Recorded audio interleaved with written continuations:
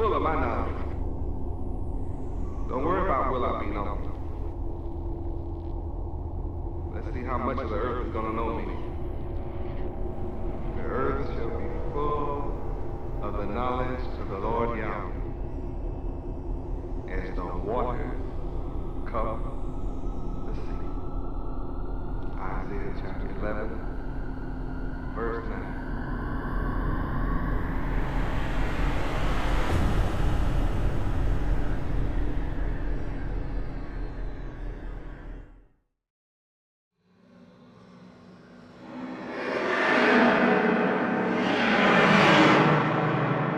Welcome to International Headquarters for the nation of Yahweh, the nation of Israel, the tribe of Judah. Well, you will learn our true history, culture, language, name, and land. That you will learn that so-called black people of America are Hebrew Israelites. Hebrew is our history, Hebrew is our culture, Hebrew is our language, and Israel is our common last name. All of North Africa, a tiny part today which is called Israel, was given to our patriarchal forefather Abraham forever, giving us equal status claim as a sovereign nation of people, the same as all other people have on the earth. A source of pride, honor, dignity, that we do have some place to call our own. Much the same as all other people who are in America have a land that they can claim as their own. Welcome.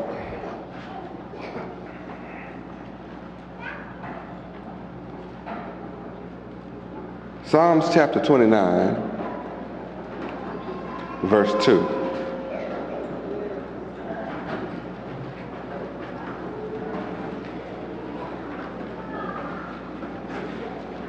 Psalms chapter 29, verse 2. Let us read. Give unto the Lord Yahweh the glory due unto his name.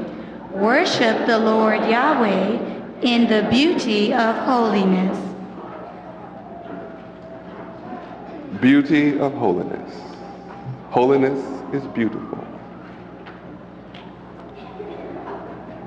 Let us give glory and strength.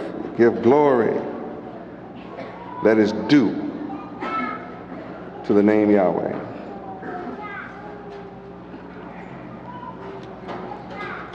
On my way here tonight, some people stopped right next to us on the stoplight, and they screamed through loud enough that I could hear from the back seat, waving.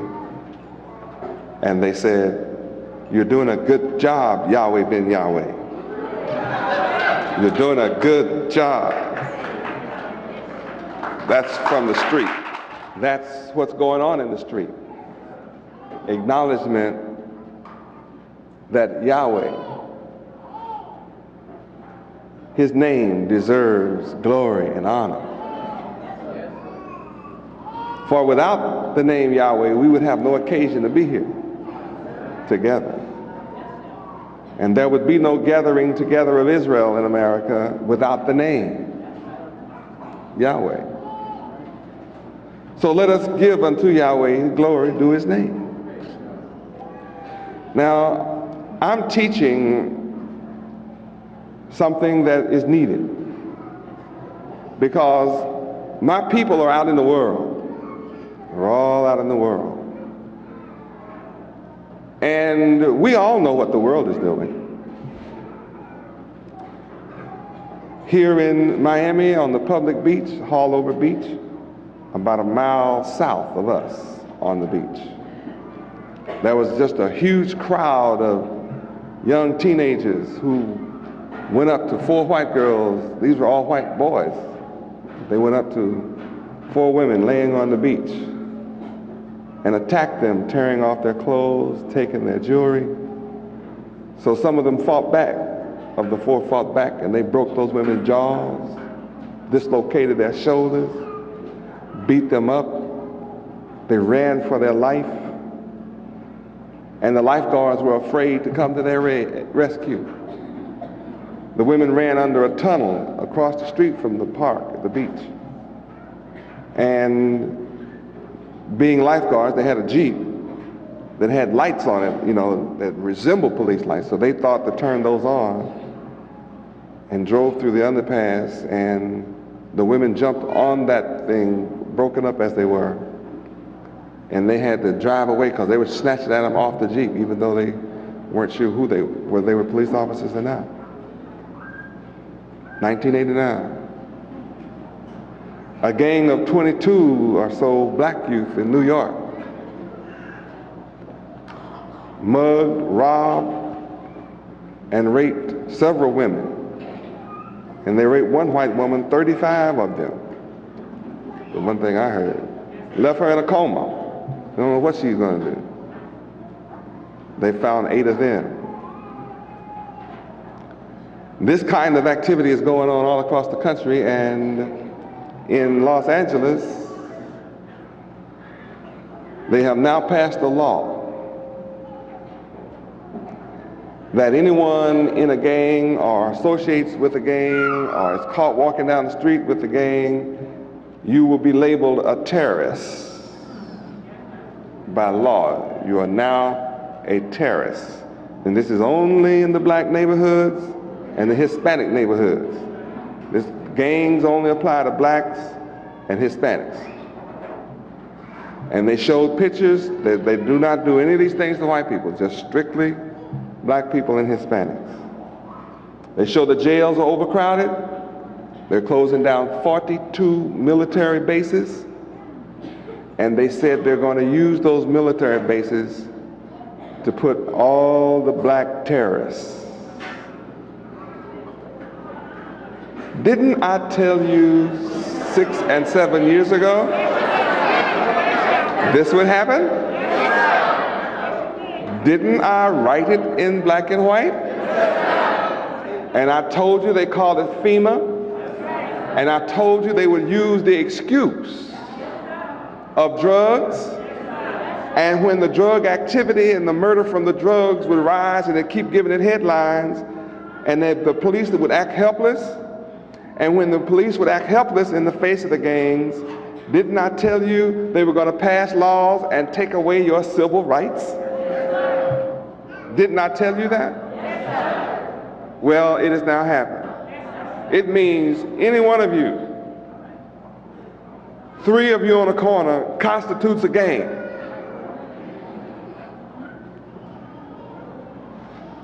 And you will get 3 years in jail automatically. And they had blacks testifying on television. That's good, need to stop those gangs. Those gangs are killing, they're killing. Washington, D.C. is killing more than they are in L.A. Detroit is killing more than they are in L.A. Chicago is killing more than they are in L.A. New York is killing many more than they are in L.A. L.A. is the spotlight. It's the excuse area. There are more Hispanics in Los Angeles than anywhere else in the country coming west until you get to New York. And the next biggest area is here in this area. They have passed the law. Your civil rights are gone. In Washington, D.C., Bush says he's going to call out the National Guard.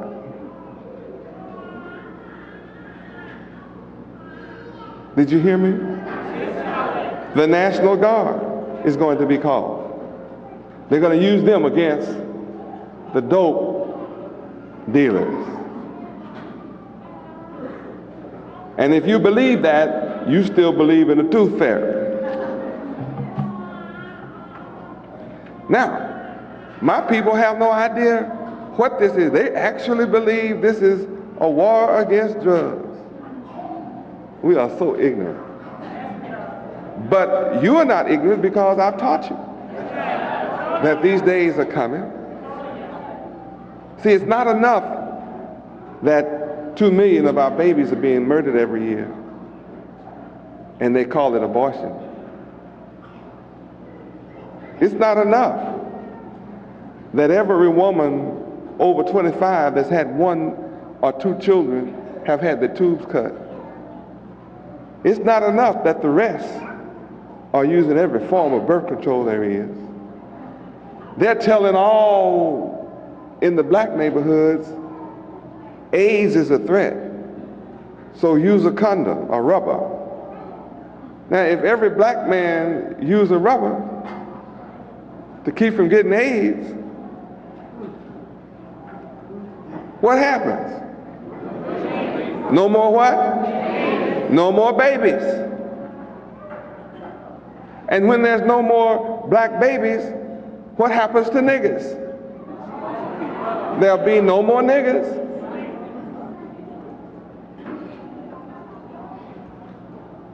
And guess what? They invite you to do this to yourself. They're not in your bedroom to put the rubber on you. You put the rubber on yourself. And if that's not enough, they have birth control clinics in your high schools, so that the few children you have will never have children, but they can have sex. Just take this pill and use this rubber. I know y'all don't hear me. And I know you don't understand. And then, if that's not enough, they teach our women, it's your body.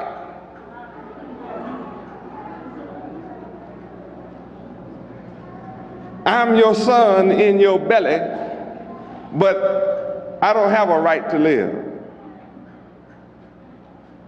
If I get past the jelly, and I get past the suppository, and if I can get past the tubal ligation, and if I can get past the rubber, and if I can get past all these other pills and diaphragms and get up in there anyway, if I get lucky, my father doesn't have anything to say about my life. They teach our women, you don't have to have it. You don't need your husband's permission, your parents' permission, God's permission, nobody's permission. It's your body.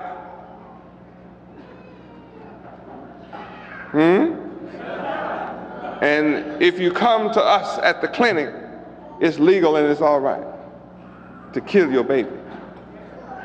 But if you wait 9 months and kill your baby, we'll charge you with murder, because see, we really want to get rid of both of y'all, you and your babies. I mean, how can it be murder at 9 months and not murder at 5 months? The baby looks the same, he's just smaller. Well, come on now, talk to me. I said, how is it murder at 9 months? Why do they want this Hispanic brother out in California because he killed 7 people? So what? So what? They kill 2 million babies every year. I mean, so what that the baby is 20 years old? I mean, so what the hell? I mean, you killed the baby at 20 weeks. So what's wrong with killing the baby at 20 years? Why is it murder at 20 years and not murder at 20 weeks? Come on now, talk to me. Talk to me.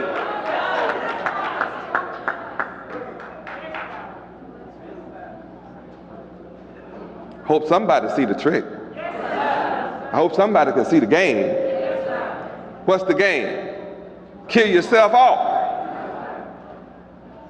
Now, these are the things that I know you know is going on. And because I bring to your attention the truth of what is going on, I'm the only man in America that is bringing the reality of what's happening in America to my people.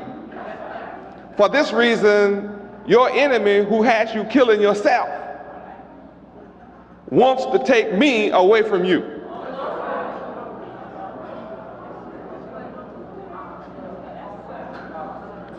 What? Oh, you don't know they want to take me from you? But in the meantime, they don't want me to open your eyes. And if you think that's enough, that's not really enough. You didn't hear some banks closed? Wasn't that here in Miami somewhere? Some banks closed, 3 of them. 3 just merged a year ago or so. And now the federal government has bailed them out, and now it's closed, bankrupt. And some more savings and loans went bankrupt. Yesterday, just yesterday. 1,500 savings and loans are broke. Did I tell you it was going to happen? Did I tell you the money of America was going to fail? You probably don't know interest rates are going up. You may not know it. But I did tell you, didn't I? Easton, they thought they could tell Lorenzo what to do. 30,000 people lost their jobs. I read in the newspaper with my own 2 eyes 2 days ago that the hardest hit people are blacks.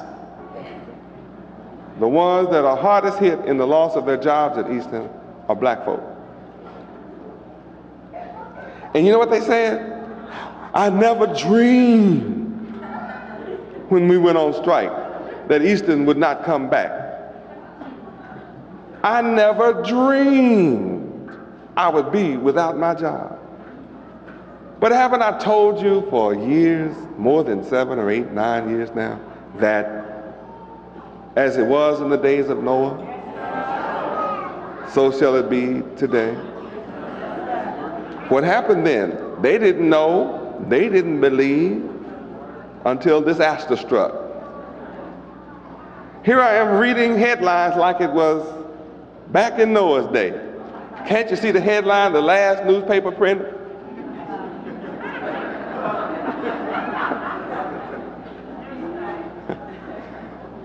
This is the last issue. The flood is overtaking us, just like Noah said it was. Isn't it a shame we didn't listen to Noah? It's raining and it don't look like there's ever going to be any let up. Well, this is my last words as I try to catch a boat. Put on my life jacket.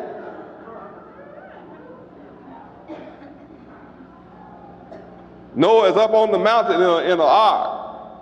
The water's up there. It's too late to get up there now. All the roads are closed. Washed away. Can't you see it? If modern media was back in Noah's day. All the low-lying villages have been flooded out. You better head for higher ground. Can't you see it? And the last city on the highest hill was printing the disasters. What were the people doing then? Happy? Moaning and groaning. Weeping and gnashing of teeth. Here I am today, warning you about these catastrophes. And here's a whole world out here of evil people, and out of that world comes to me people who hear my teachings and reject my teachings and leave me hating what I'm doing and go back into the world. And then there's a group that came from the world and remained with me. Will never be plucked out of my hand. Praise Yahweh. I said, will never be plucked out of my hand. Now, both groups were living in the same environment. You know, the world of confusion, hell, lies, wine, women, song, drugs, materialism. You know the world out there, profanity,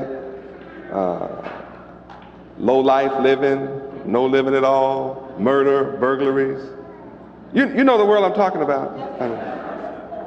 Wicked movies, pornography, 4 out of 5 getting a divorce. I mean, you know the world I'm talking about, right? I mean, where everybody's against everybody and chaos in the home, chaos in the community, chaos in the city, the counties, and the states, and the whole country. You know what I'm talking about, right? That world called the world out there. Both groups come from the same world. What do you find me teaching? I teach the same. The laws, statutes, judgments, commandments of Yahweh.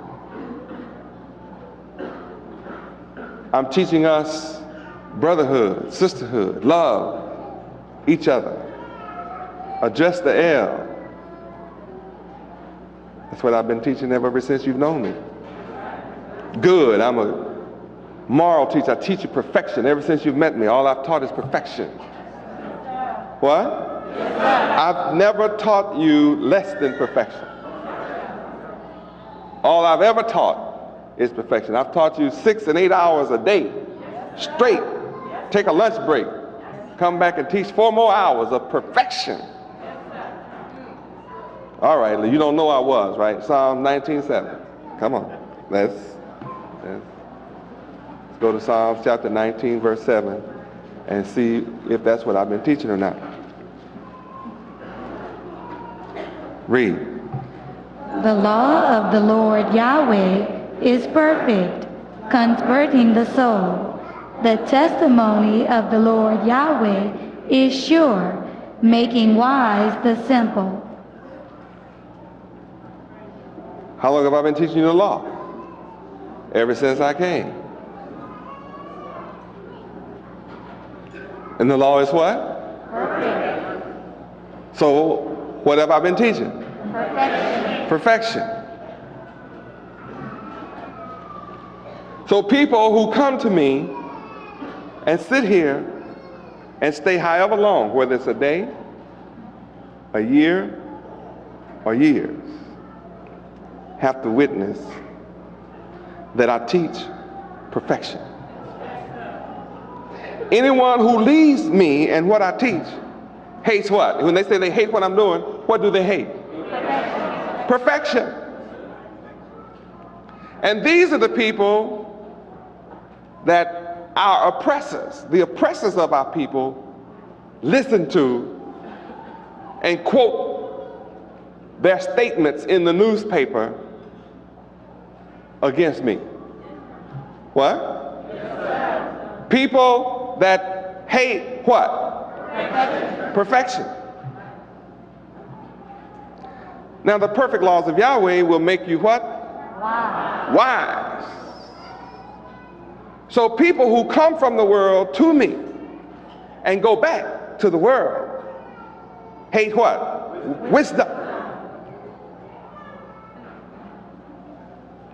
And the law, which is perfect, said it will convert the soul. Huh? So people who leave the world and come to me and go back to the world, what happened to their soul? Not converted. So if a man comes to me and leaves me and hates the law, hates perfection, hates wisdom, was never converted, how could he ever be called my follower? The only way you can be my follower is keep my law. Is love what I'm doing?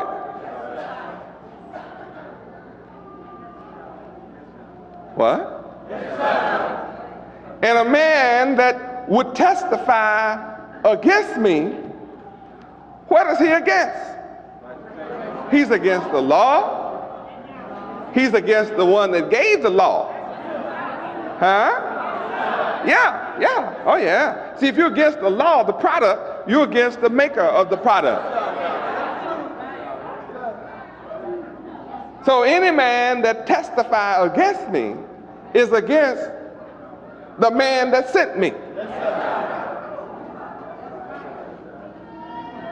Here, I think your logic is working right now. Your logic may be off in other instances, and maybe your emotions have had you disturbed, but see, we're in class tonight.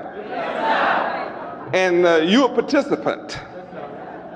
Oh, hallelujah, Yahweh. I said a man that would testify against me has to be against the man that sent me.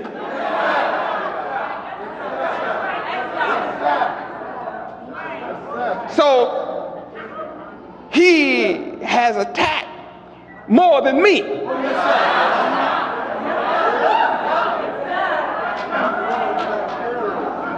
Now, a man that would attack me must have no regard for the man that sent me.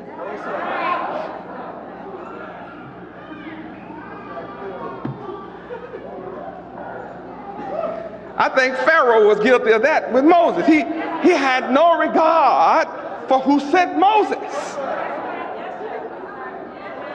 See, Moses was raised up from among his brethren, not to simply teach Israel who the God of their forefathers was, but he was raised up to teach Pharaoh who the God of Hebrews was.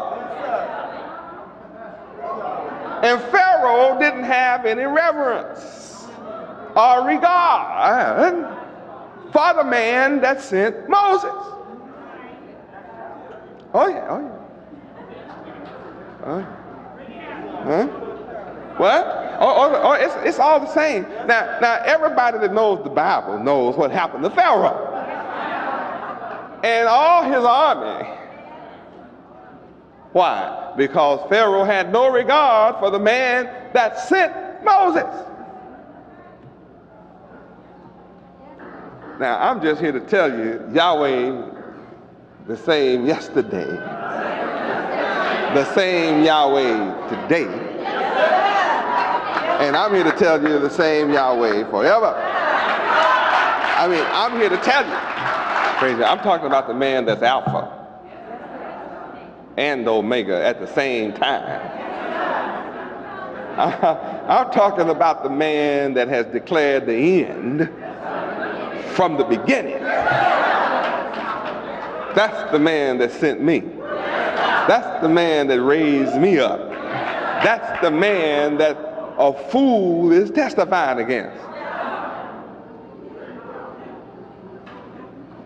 Oh yes, if you hate what I'm doing, then we have a lot of questions to ask right about now.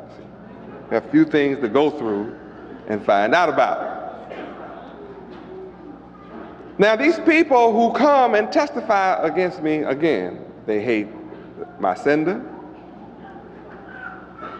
They are against my sender's law. They're against perfection. They're against the wisdom of Yahweh. And their soul is unconverted. But the media is after them for every statement they make, trying to make them and lay them at my feet as if they were a former follower, or former. They never were a former follower.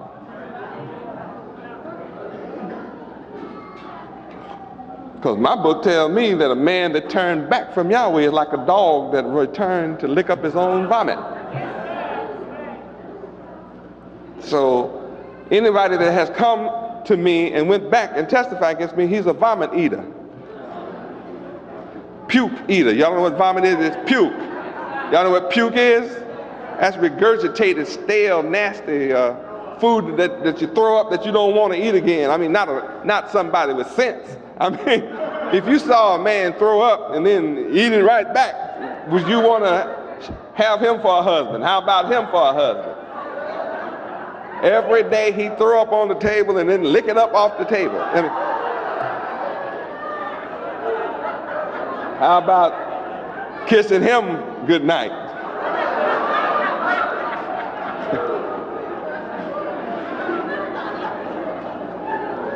That's saying the world is like puke. The world is like vomit. The world is like undigested food that had started through the process of, digestion and has been thrown. That's what the world is like. Now, when these people return back to the world, you have to compare them to the people who stay with me as a disciple and compare the works. Now, those that come from the world and remain with me, you hate what we're doing? No, I mean the one that goes back does. That's what I read in the paper. That's what I heard in the courtroom. They said they hate what I'm doing. Well, what am I doing with you? Teaching you becoming a good people that love good.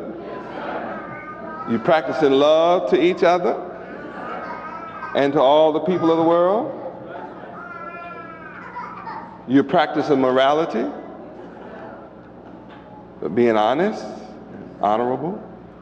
People that don't want to live honest among us, we put them out from among us. We're opening businesses. Huh? We're opening hotels. We're serving people from all over the earth. We're taking old, destroyed apartments and making them new. And places that was once drug dens and where prostitution and all types of evil took place, it's clean now. I have a righteous nation that I've carved out of the world that remains with me. And many of us wear white, signaling to the world that we've made a change. And of all the riots that take place, we're never in it tearing down, we're always building up.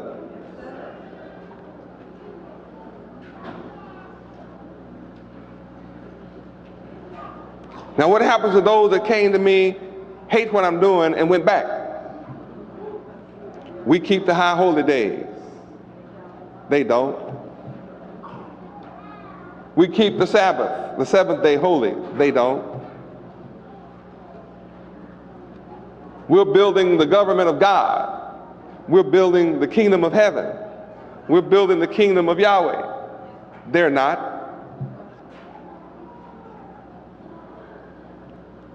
We have a clean society. They don't. All of them are my detractors, and all of them together have not done any part of what we're doing. What I want you to understand is, I don't care what happens, Pharaoh lost. Now, it may have looked like Pharaoh won when the frogs let up.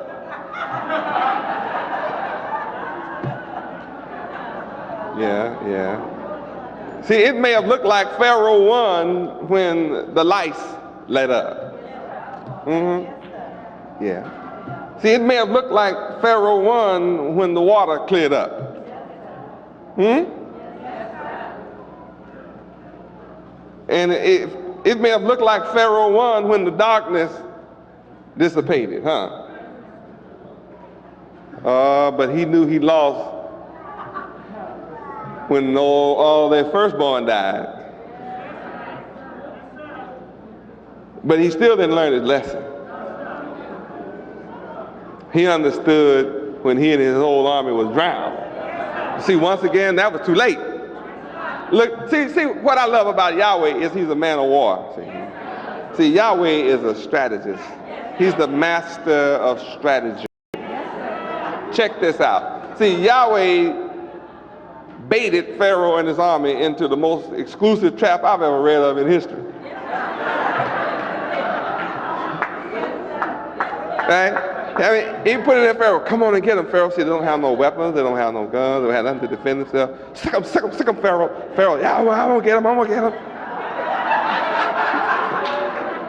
So they ran it up to the Red Sea. Pharaoh said, we got them. And Israel was looking back. They didn't know what to do, but, Yahweh opened up the Red Sea, and they looked back at Pharaoh, and they ran across. Pharaoh said, we got them now. Yahweh was sucking them into a trap. And they ran down into the trap. What happened?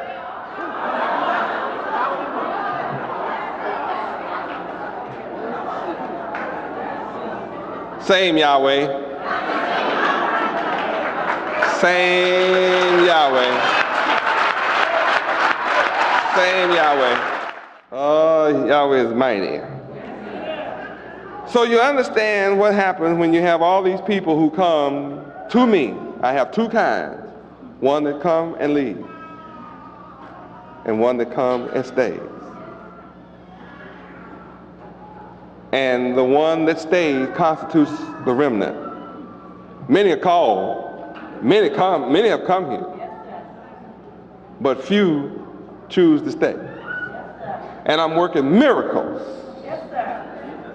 with you that stay. Of the tens of thousands that have come to me and left, where is their school for their children? Where is their college, their university? Here's mine. Where's theirs? What is their children doing compared to what our children are doing?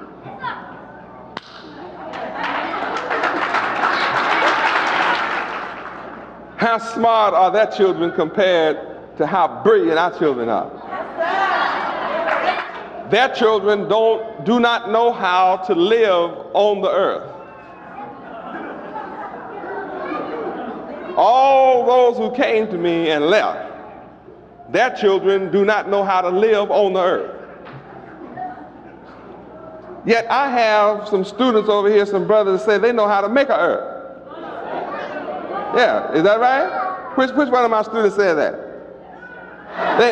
They're so wise that they're bragging about knowing how to make an earth.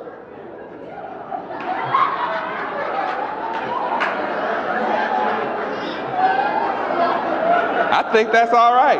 I mean, see, I really understand what they're saying. Oh yeah, I understand what they're saying. And any one of them that can see that can do that. Because see, I understand what they're saying. They're saying they have looked at Genesis and they understand the order. Oh, that takes a keen observation to be able to look at Genesis and see the order. They're saying, I see, I understand, I perceive the system that Yahweh Ben Yahweh used. I can comprehend the system, the mathematical system, the geometric order that he used. See, I can see that. They've looked down into it a little bit, and it's enough to frighten anybody else. I guarantee you those that have come and left can't say that. Neither can their children. But I'm raising up children who can see how the earth is made.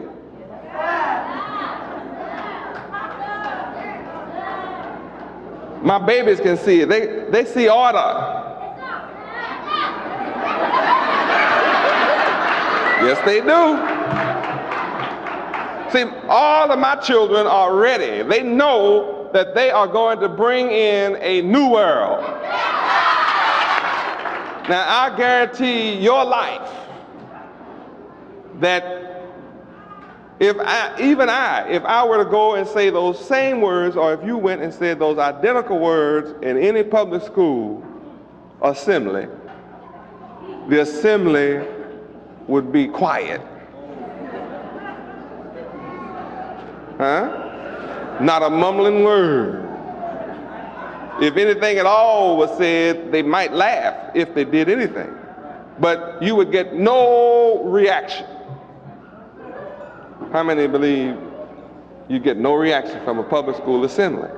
Zero reaction. Did you see my babies? I mean, are you conscious? Did you see their reaction? I said, my students, all my babies here, really understand they're going to bring in a new word. How many understand why our enemies want to take me from you?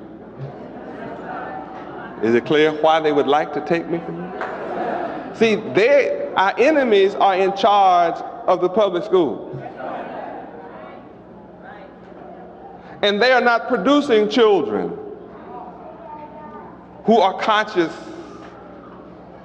of bringing in a new world.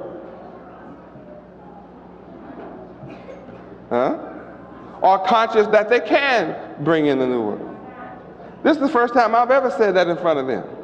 In our history, look at the spontaneous reaction. They know the old world is full of sin and evil and wicked. And all my children know the new world is righteous and good and perfect. I'm going to try another experiment. I've never said this in my life before with my children. All of my children over here in Yahweh University, these little fellas and these fellas, all of Yahweh University, over here and over there, I'll bet you they're going to chase the devil out the world.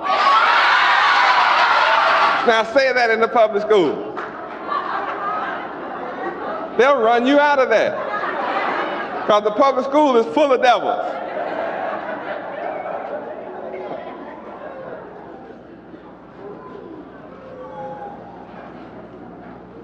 You think our enemies want this? What can they do about it? Can they stop you from loving me? Can the enemy cause you to turn away from me? Now, I don't exist just in Miami.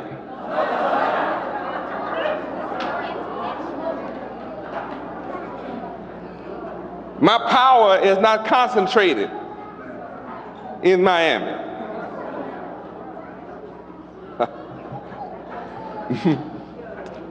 People come up from all over the earth just to take a picture of my name on property. Yeah. People all over the earth recognize my name.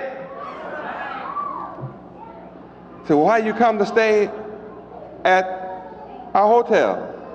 It's that name, those 4 letters up there. YHWH. That's why. We know that's the name of God. That's the Hebrew God. And that's where we want to stay. And that's where they're coming and staying too. Just wanted to give you a comparison of those who come to me and lead. What are their works? Good or bad? And what are the works of those that stay with me? So which of my good works do my detractors seek to destroy me for?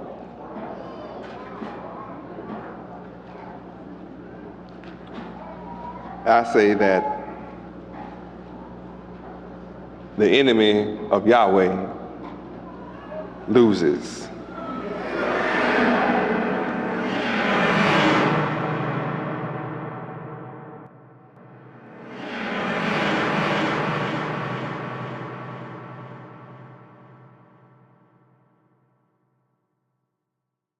So people who leave the world and come to me and go back to the world, what happened to their soul? Not converted. Oh, Yahweh is mighty. So you understand what happens when you have all these people who come to me. I have 2 kinds. one that come and leave, and one that come and stays.